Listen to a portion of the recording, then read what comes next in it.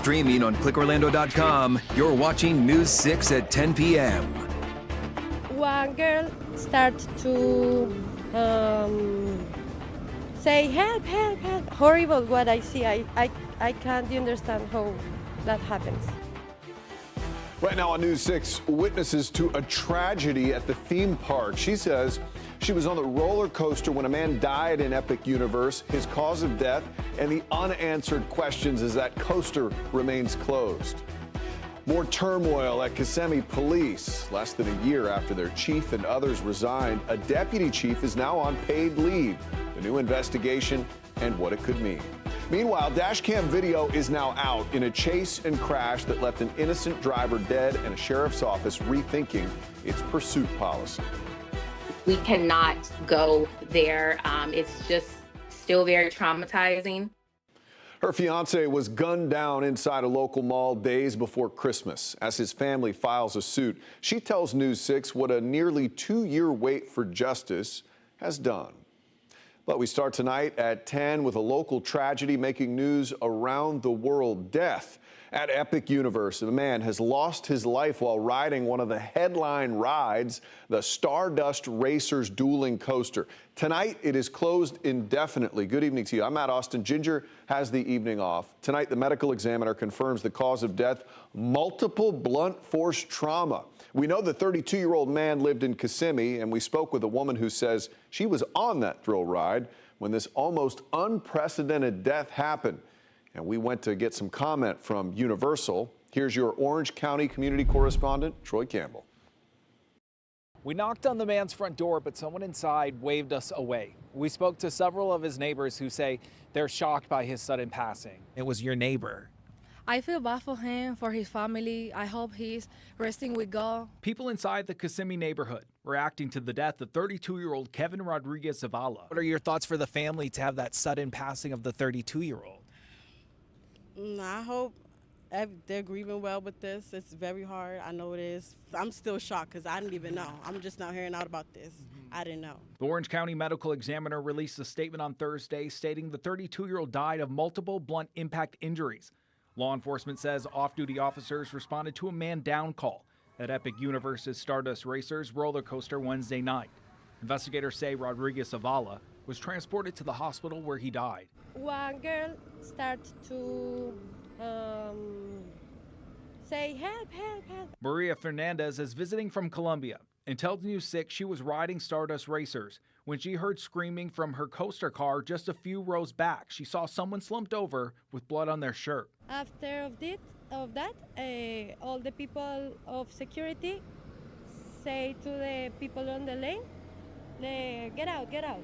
The Florida Department of Agriculture and Consumer Services says it is aware of the incident and currently has an investigator on scene. That was horrible. On that moment, I think that I have like attack panic. Universal Studios released a statement saying in part, quote, "We are devastated by this event and extend our sincerest sympathies to the guests' loved ones. We are fully committed to cooperating with this ongoing investigation. The attraction remains closed. We've uncovered in June 2 people filed reports after riding Stardust Racers, including a 63-year-old man with pre-existing conditions who experienced dizziness and a 47-year-old woman, also with pre-existing conditions, who experienced numbness." And they said blunt force trauma. I feel like that's sad, that's shocking. It's very an emotional thing. And to hear that it was he lived right here in back of my house because I live right here, that's sad. And again, at this point, it's unclear how long the roller coaster will remain closed. The state also says their investigation is ongoing. Outside Epic Universe, I'm your Orlando community correspondent, Troy Campbell, News 6. One reason this story is making headlines around the globe, it just never happens in theme park capital of the world here. Together, Universal and Disney welcome around 70 million guests each year. We can only find records of 5 deaths at Universal's Florida parks since 2001. Until now, they've all been due to some sort of medical problem. Outside of the big parks, we do have one recent ride tragedy, though. In 2022, 14-year-old Tyree Sampson fell to his death from the Orlando freefall drop tower. That's at Icon Park, or was anyway. Investigators found that the ride's safety sensors and restraints were changed to allow for larger guests, without the manufacturer's approval. That 430-foot tall ride was scrapped. The death led to a new law, the Tyree Sampson Act. It tightens safety regulations for amusement park rides. For the latest updates on today's tragedy at Epic Universe, make sure you have our News 6 app and you have breaking news alerts turned on. Our app is free. Just search WKMG in your app store. Tonight, some more turmoil at the Kissimmee Police Department. Less than a year after their chief and others resigned amid scandal, we've just confirmed the deputy chief of Kissimmee Police has been placed on leave. He's the subject of internal affairs investigation. Your Kissimmee community correspondent Laverne McGee has the latest. I'm your Osceola County community correspondent Laverne McGee here at the Kissimmee Police Department, where there's trouble brewing. Deputy Chief Wilson Munoz was interim chief after former police chief Betty Holland was being investigated and ended up resigning. 4 police officers were then fired, all accused of covering up aggressive police tactics. Well, now Munoz is under investigation, but they're not telling us what for. I recently interviewed him about a successful drug operation, and just yesterday I was here meeting with him discussing what they're doing about crime in the area. There were no signs of any issues. Deputy Chief Wilson Munoz has been with the force since 1999. He has been put on paid administrative leave while they're investigating. But once again, we're not being told anything else. A spokesperson confirmed the internal investigation is happening. They will not say what it's for. As soon as we get more details, we'll let you know. In Kissimmee, your Osceola County community correspondent Laverne McGee, News 6. Now to a family's wait for justice. Nearly 2 years after a loved one was gunned down inside a local mall days before Christmas. This time last night, we broke the news that the family of 40-year-old David Barron is suing the Paddock Mall in Ocala and its former owners, as well as the security company. Tonight, Barron's fiance and mother to his 3 children spoke to community correspondent Jarrell Baker. She says the wait for justice has been long. We cannot go there. It's just still very traumatizing. Marcia Harrison and her 3 boys haven't been back to Paddock Mall in Ocala since that tragic day in December 2023. When her fiance and father to her 3 boys, David Barron, was murdered there 2 days before Christmas. We love and we miss David very much. You know, we've had definitely our ups and downs. It's been pretty challenging. They also haven't been able to get closure. The trial for the man accused of killing David Barron, Albert Shell Jr., still months away. We don't want this to happen at all. No family should have to go through this whatsoever. Ocala police say that Shell targeted Barron, chasing him. The 40-year-old Barron at one point trying to fight Shell before being gunned down. Marcia tells me that her focus are on her sons who will grow up without a father. Just kind of, nurturing the boys through this. And it's been really hard. So we're looking for justice. This month, the family filed a lawsuit saying that Paddock Mall was not safe at the time of the shooting. One of the busiest shopping days of the year, December 23rd. I mean, the security was entirely inadequate. As we first reported on Wednesday, the lawsuit accuses Paddock Mall, the mall's former owner, Washington Prime Group, and Allied Security of several security shortcomings, including failing to have enough guards in visible areas to deter crime and failing to have surveillance cameras throughout the building. My kids and I didn't deserve, to go through this. David's family, we just want justice, and we don't want anybody else to have to go through something this horrific. Paddock Mall has a new owner, CBL Properties. We reached out to ask them if they made any changes to safety and security measures. In a statement to News 6, they told us in part, while we don't publicly disclose details, we are committed to maintaining comfortable and welcoming space for our tenants and shoppers. The state plans to seek the death penalty for Shell. Another pretrial hearing is set for next month. In Ocala, Jarrell Baker, News 6. Some newly released dash cam video shows the pursuit in Flagler County, where deputies say suspects connected to a crime in St. Johns County crashed head-on into another car while trying to get away. We told you when it happened Tuesday afternoon. Investigators say a 71-year-old bystander was killed. News 6's Catherine Silver is speaking to the Flagler Sheriff's Office tonight about their pursuit policy and the review that's now underway.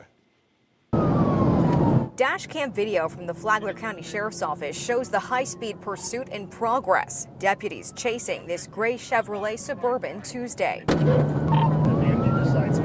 They had already deployed stop sticks that didn't work on the anti-deflating tires. They keep chasing all the way to the intersection of I-95 and US 1, where you see the suspect's SUV driving the wrong way up the exit ramp, hitting another vehicle head-on. Vehicle to signal for. A 71-year-old woman from Ormond Beach was killed. The actions of those criminals that day are what caused this event. It was not anything else except their poor choices that they made along the way that actually killed an innocent bystander. Thursday, Chief of Staff Mark Strobridge echoed the sheriff's statement that the deadly crash was a direct result of the suspect's decisions. But the department will also be conducting a complete review. We have people doing oversight as a result of everything that's going on. We have today the benefit of it occurred. We can also hear what conversations happened on the radio. The communication that is critical and outlined in this pursuit policy. It says a supervisor must decide if the danger to the public outweighs the need to continue the chase. It also says a chase is warranted if there's reason to believe the suspect committed a felony. In this case, the sheriff's office says 3 burglary suspects from St. Johns County were in that Chevrolet. There's radio traffic going on, there's body cam, there's decisions that are being made by different individuals out there that we have to really drill down deeply to see what could we do better, and we will do what is necessary to do it better next time. In Flagler County, Catherine Silver, News 6. Well, could Kennedy Space Center soon operate more like Orlando International? Why SpaceX is looking to airlines for the future of launches when News 6 at 10 continues. Speaking of airports, an absolutely ghastly fine in Tampa. What customs agents found alongside a passenger's cigars. Jonathan. And we are pinpointing a couple of downpours. They are mainly out at sea. We could see a few of those push on shore later on tonight. We're going to break down that part of the forecast for you coming up at about 10:17. First, though, neighbors say they are trapped. They're trying to sell, but the lot rent for their manufactured homes is turning off buyers. How am I going to make it? They'll say, what's the lot rent? And I'll say, oh, it's $1441.59. And they're like, are you crazy? So now they're suing the owner of their community. Next, News 6 investigates why they say state law meant to help them is letting them down. You're watching News 6 at 10, live on a Thursday night. We're covering Mineola, Oakland, and all of Central Florida.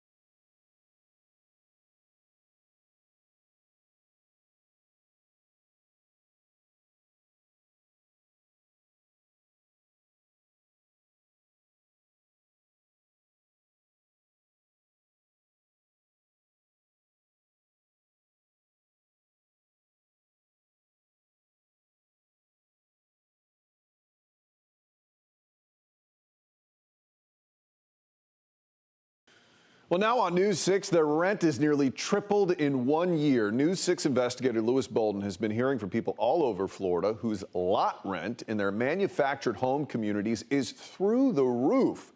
So he headed to one county where people are fighting back in court.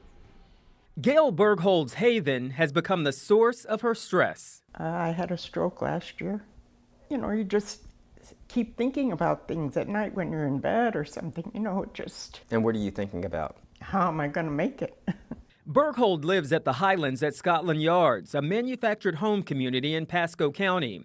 She was paying around $600 a month in lot rent, but in January, her rent jumped to $1,300 a month. I'm lucky if I have money for groceries. To get out of the costly rent, Berghold put her home on the market twice with few offers, and she's not alone. I should have gotten around $225 for my house. Mm-hmm. I have it listed right now for $179.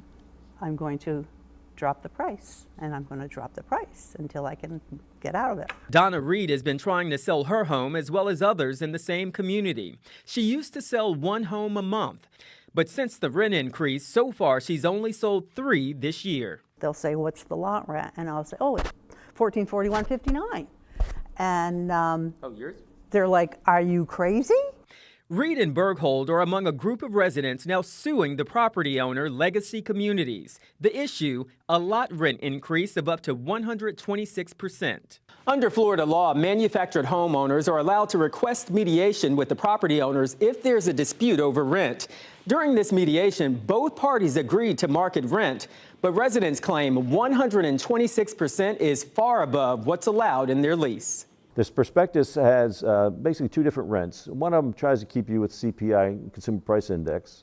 And the other one says that if you want to approach market rent and market rent is higher, you can do CPI plus 2%.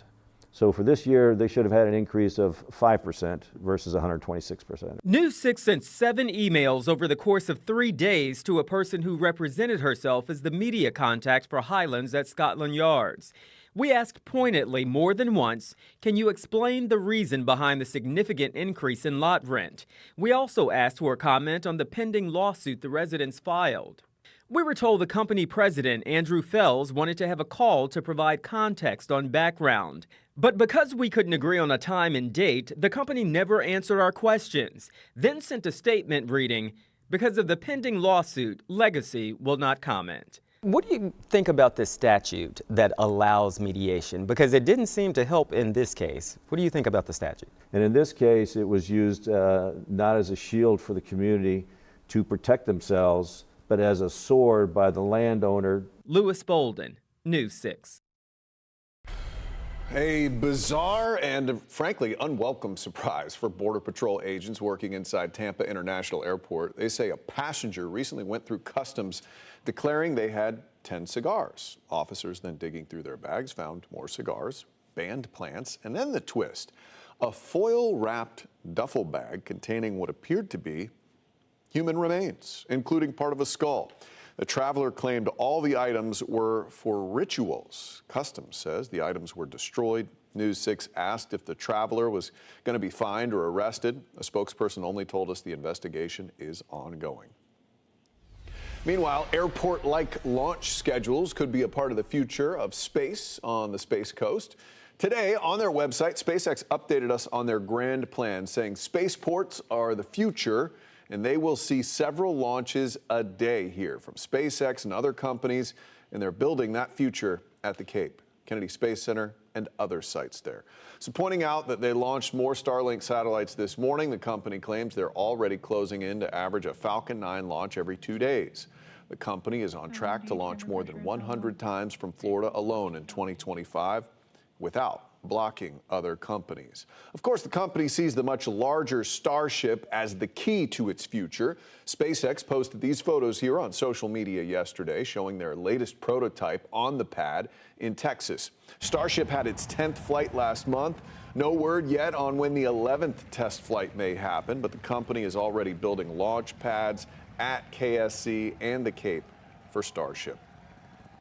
Well, we told you a number of Brevard County residents say they don't want Starship. Space Coast community correspondent James Sparvero spoke with them at an FAA meeting about the expansion a few weeks ago. You can find that story on clickorlando.com. Just search Starship.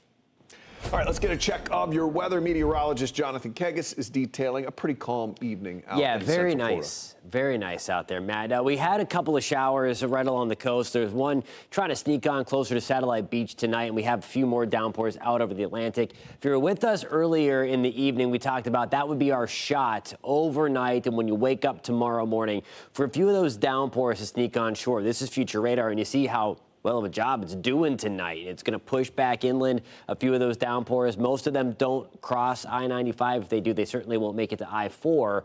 And then we'll see things fizzle out. You can track those downpours overnight if they happen to wake you up with a downpour on the roof by downloading that free News 6 weather app. Notice by 6 o'clock in the morning, though, a lot of clear skies. The white and gray on your screen represents the cloud cover, but you see there's hardly any of it. Further back to the west, we'll see those downpours try to pinwheel back on shore to a certain degree as we move into the afternoon and early evening.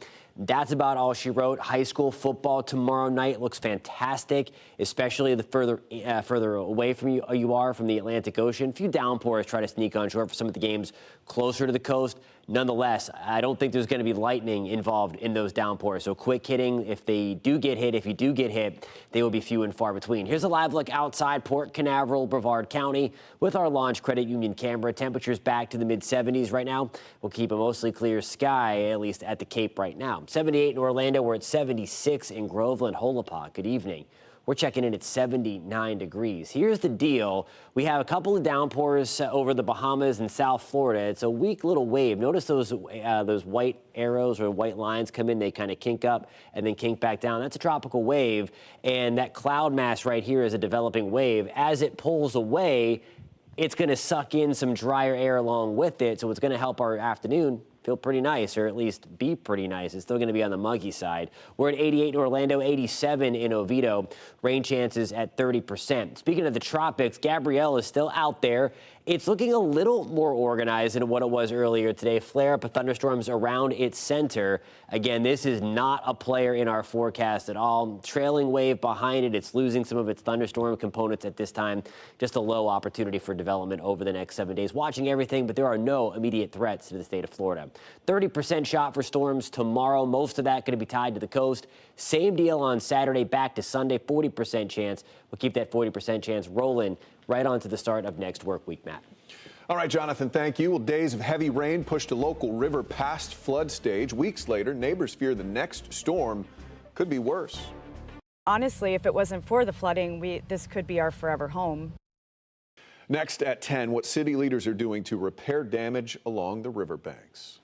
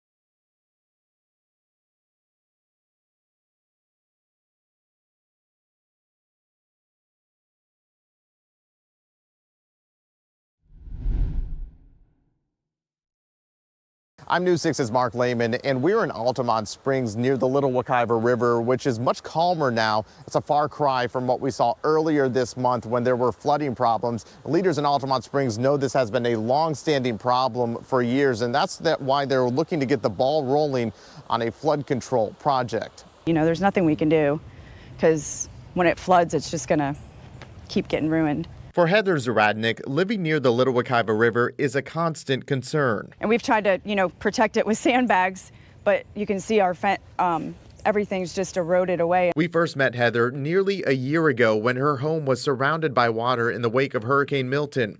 The Spring Oaks neighborhood has long had problems with the river overflowing from heavy rain, even earlier this month when it briefly reached minor flood stage from passing storms. If we would have had a hurricane come directly after that rainstorm and the river was still high, I would have been extremely worried. Now, a plan is in the works to repair damage from previous storms. Tonight, Altamont Springs is voting to approve hiring a company for a $3 million project. We know they can't stop it, but if they could do anything that would maybe, keep it from coming into our homes, that would be great. If approved, the work includes installing barriers to control erosion along the riverbank. The goal is to replace the soil that's been lost and to be better prepared for when the river rises again. Honestly, if it wasn't for the flooding, this could be our forever home. So far, full details on this project haven't been released, and a timetable also has not been established. Commissioners will be voting on funding for this plan during their meeting at 7 tonight. In Altamont Springs, Mark Lehman, News 6.